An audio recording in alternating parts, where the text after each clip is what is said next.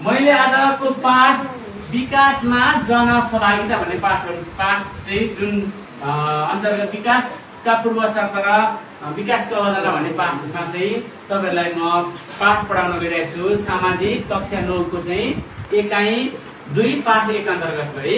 यहाँ एउटा ठ्याक्कै हामीले पढ्दै गर्दा विकासका पूर्व शर्त अन्तर्गत चाहिँ जनसहभागिता किन आवश्यक छ त भन्दा मैले यहाँ एउटा उदाहरण दिन तपाईहरुलाई गइरहेको छु।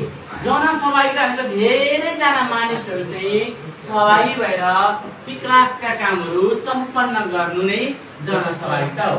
मैले हर्क सम्पनको एउटा उदाहरण दिएछु। यो भिडियो तपाईले बुझ्नुहुन्छ जनसहभागिता भनेको भनेर मैले हर्क सम्पनको चाहिँ यो उदाहरण दिन खोजेछु।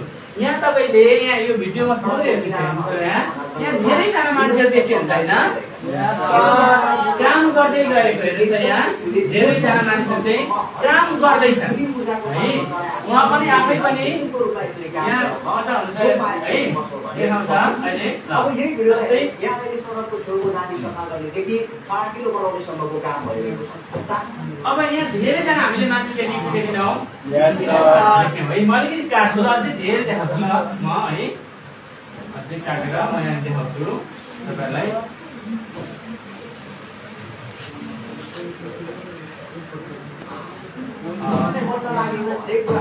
यो भिडियो पनि छ, अरु पनि धेरै भिडियो छन् ल।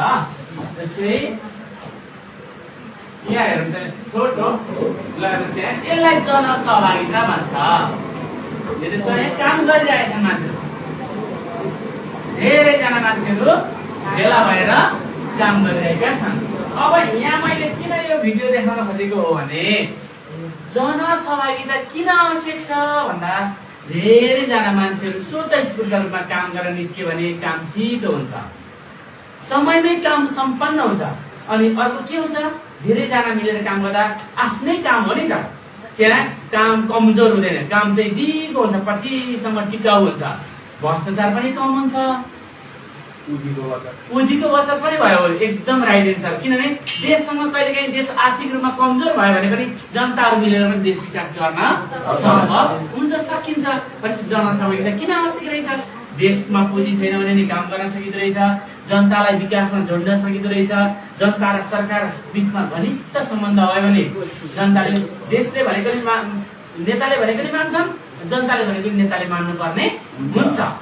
यसरी चाहिँ जनसहभागिता जरुरी छ। अनि मानिसमा काम गर्नुपर्छ भन्ने चाहिँ सोचको पनि के हुन्छ, विकास हुन्छ। भनेपछि विकास चाँडो पनि हुन्छ। फेरि धेरैजना मान्छे मिलेर विकास हुन्छ, हुँदैन? भन्नुहोस् त। हामीले एक्लै काम गर्दा हामीले धेरै